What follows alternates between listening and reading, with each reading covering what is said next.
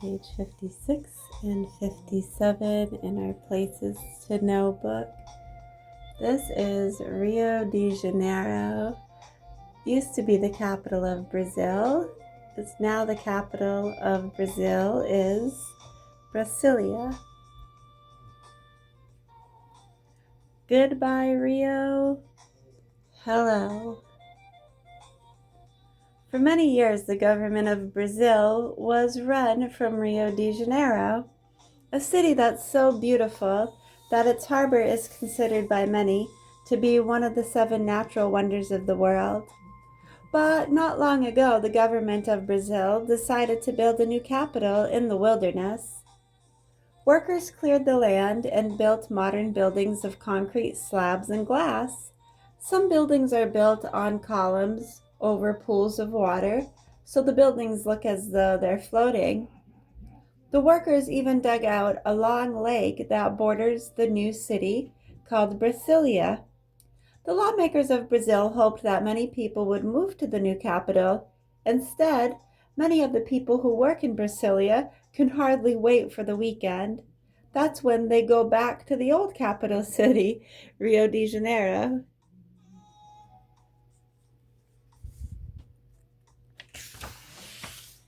City in a City. The white dome of the Shrine of the Book rises above the underground building.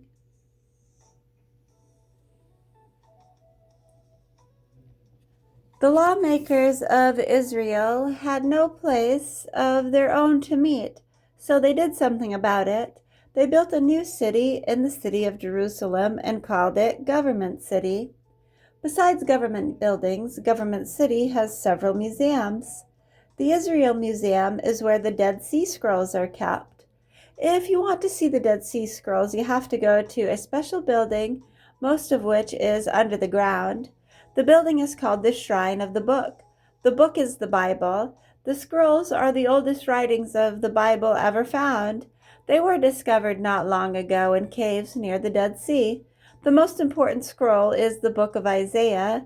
If it's ever in any kind of danger, all someone has to do is press a button, and the book of Isaiah disappears into a special vault. Where people worship. We have Hand of Buddha, Shavasana,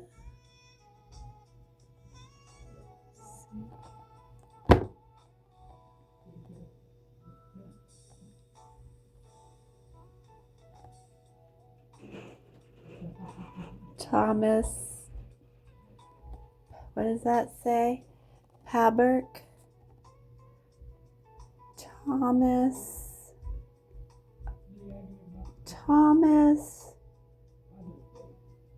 a Beck. What does it say? Yeah, whatever that says. You let me know. Torah.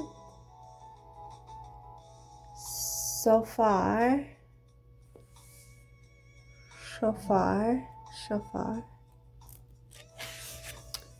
For thousands of years, people have built places where they can pray and worship. Druze built synagogues, Muslims built mosques, Christians built churches, and Buddhists built temples. Really, a lot of similar purposes. It's just different names for places, right? Like languages. It's a building. This is a government building. This is a stable.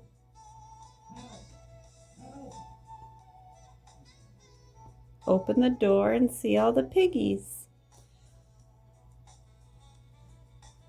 The next pages will show you places of worship where people of different religions pray. The disappearing toe at St. Peter's. This is the bronze statue with the disappearing toe. How provocative.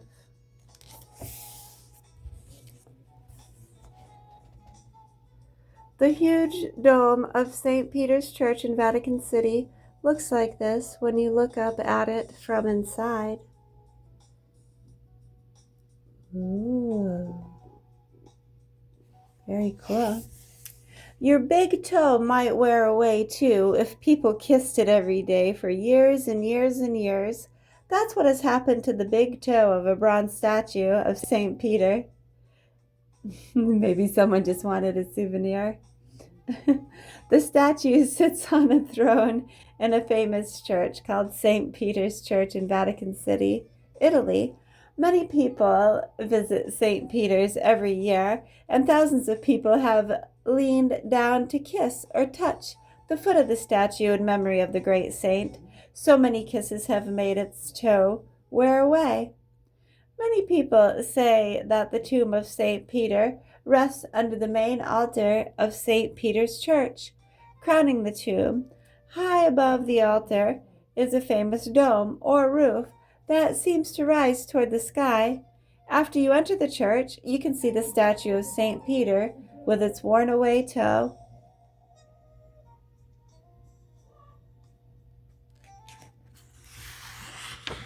The real Mecca. If you want to be a Haji, you have to make a Haji, a Hajj. A Hajj is a pilgrimage or journey to the city of Mecca in Saudi Arabia. Muslims, as believers in the religion of Islam, are called to try to make a Hajj once in their life. After a Muslim makes a Hajj to the holy city of Mecca, he is called a Haji or pilgrim. The Great Mosque, or place of prayer in Mecca, is the center of worship for all Muslims. Near the Great Mosque is a small building shaped like a box. It is called the Kaaba. The Kaaba holds the sacred black stone that Muslims believe God sent from heaven. Wherever Muslims live, they face in the direction of the Kaaba when they pray. Today, we use the word Mecca to mean a place many people visit. A Mecca for children could be a zoo, a park, or an ice cream shop, but the real Mecca is the holy city for Muslims. A holy city for Hindus. The city of Banaras, India, has more than 1,000 places to pray, temples for people who belong to the Hindu religion. Most Hindu temples have many shrines. Hindus go to these shrines to pray. Each temple has a main shrine for one important god or goddess. One of the most visited temples is the temple of Shiva. The god Shiva is one of the 3 most important gods. The other 2 are Brahma and Vishnu. About 1 million Hindus visit the holy city of Banaras every year. They come from all over India. Before praying in the temples, pilgrims go down to the ghats, or stairways, into the Ganges River. They believe that if they bathe in the river, they will wash away their sins. The sick and the crippled go into the river hoping the water will cure them. All Hindus believe that if their dead bodies or ashes are placed in the river, the Ganges will carry them to eternal happiness.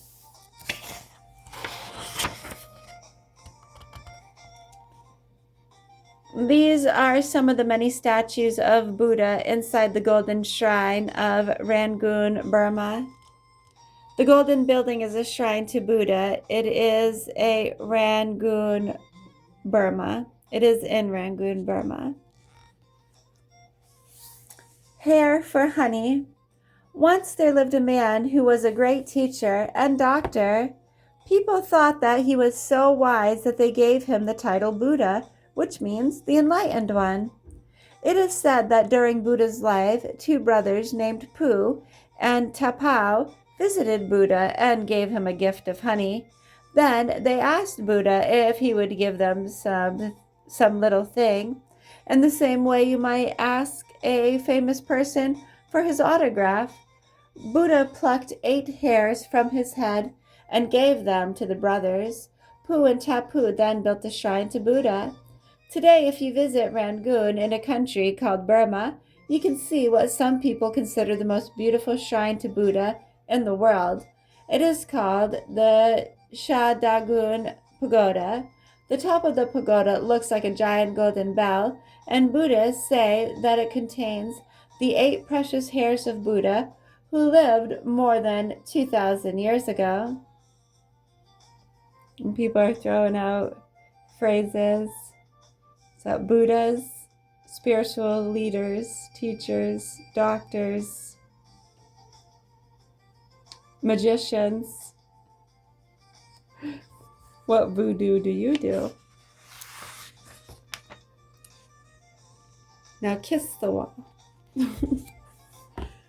He almost got shot because he wanted a Twinkie. I'm sorry. Jews pray before the Wailing Wall in Jerusalem. Men wear either a hat or yarmulke to show respect for God. The most sacred shrine for Jews.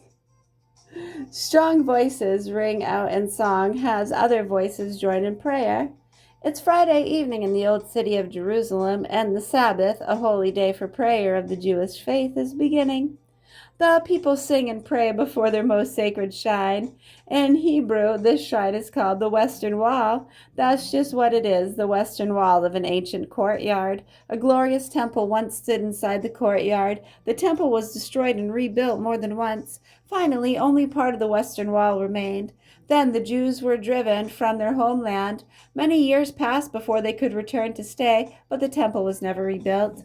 Jews come from all over the world to pray at the wall. Many write prayers and passages on pieces of paper. They place the papers in small openings in the wall. They also wail or cry for the loss of their temple. That's why the wall has come to be known as the Wailing Wall. And we'll sum it up on this page here for now, page 70 and 71. No echoes. The building with the rounded roof is the Mormon Tabernacle. It stands next to the Mormon Temple in Salt Lake City, Utah. If you talk or sing before an audience and your voice echoes, the echoes make your words bump into each other. That's bad because people can't understand what you're saying or singing. Great musicians of the world like to sing and play in places that don't have echoes. When a violinist plucks once on his violin string, he wants to hear pluck, not plunk plunk. Men who design auditoriums and opera houses study a science called acoustics. The study of acoustics helps men know about sound and how to control it. One place known for its good acoustics is a church called the Mormon Tabernacle in Salt Lake City, Utah. The tabernacle's roof looks like an upside-down bowl. Large timbers were cut or bent to make the roof curve. The builders fastened the timbers together with large wooden pins. If you drop a needle on the floor at one end of the Mormon Tabernacle, people can hear the plink at the opposite end. That's good acoustics. Maybe that's why so many people enjoy hearing the famous organ and choir in the Mormon Tabernacle.